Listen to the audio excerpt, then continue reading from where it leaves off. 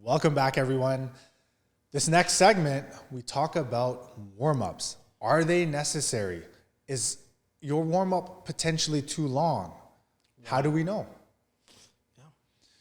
Well, first off, we have different types of warm-ups for different reasons.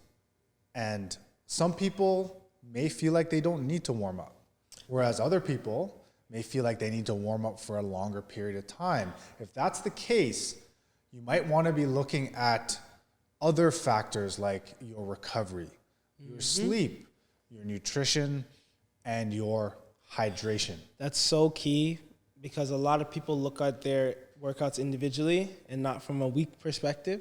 So we talk a lot about the importance of phases of training, deload, these sort of things. It's not about the day of your training, it's the night before. So the sleep, the hydration, the amount of electrolytes, if you were doing, so like for running, I knew when I was doing back in the day, replenishing those salts was going to be a really good thing for me that same day. And then making sure that I can come back and be fresh again for the next day. And you know, some people really abuse the pre-workout as well, like the pre-workout supplement. To the point where they get depending on that for their energy. So we have a general warm-up, which is typically just to get your heart rate up, warm up the body, open up the blood vessels, lubricate the joints. Something that people think a lot too is like a good warm-up is you being sweating. That is just one of the auxiliary things that can take place after a good or adequate warm-up, but it's not a thing that needs to happen for your warm-up depending on your specific needs, which we'll go into.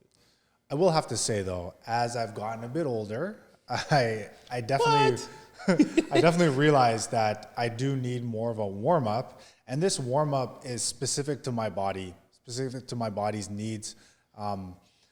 Also, the exercise-specific warm-up is very important in my opinion. So an example would be you're going to do an overhead press, and your working set, meaning the set where you're working, you're actually putting in that progressive overload.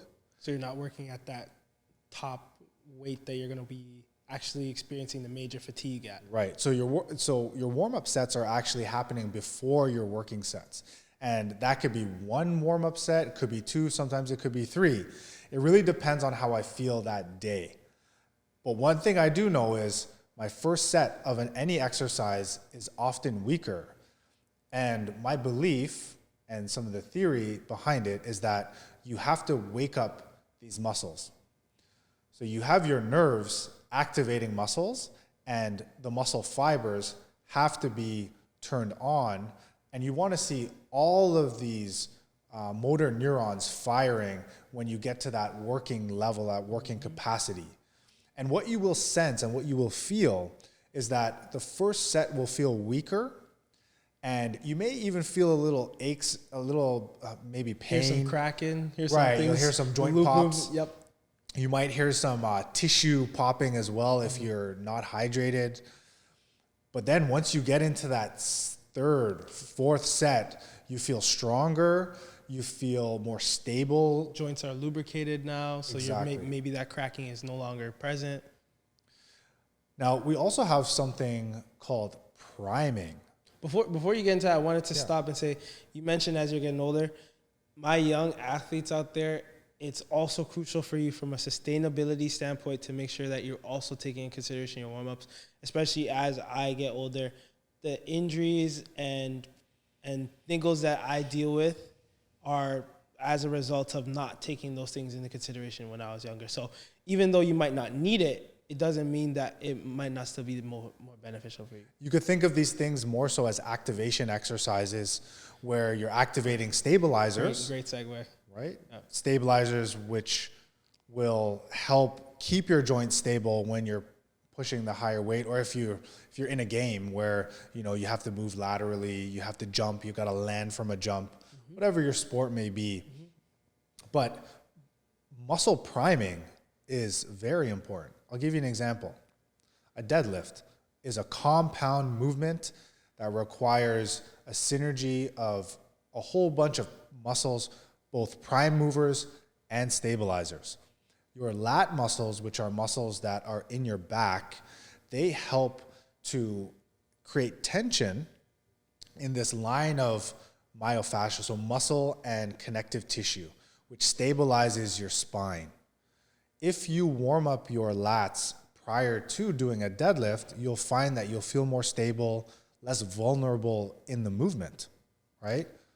Another good example, if you find that your arches collapse when you're squatting, doing some arch work before to get that feeling of feeling grounded in towards the ground can be a great thing that you do before your lower half movement, squat, lunge, to feel more stable. Same with activating your glutes using a resistance band. Yeah. I know that people are crapping on glute activation exercises, but I think there's a place for these things. 100%. And there are too many variables to think about to make just general statements about these. They're all different tools that you add to your tool belt. It's more about your why and what the application is for the instant that you're trying to solve. Take as long of a time as you want to warm up if you feel it's necessary. So if you want us to go deeper, because we can go deeper in warm-ups, we haven't even discussed cool downs, be sure to comment below, let us know if we should get into that. We're going to be transitioning into our next myth. If you are curious, we're going to be talking about mobility. We touched on a little bit here with a little bit of range of motion. So if you want to hear more about that, click through to the next video.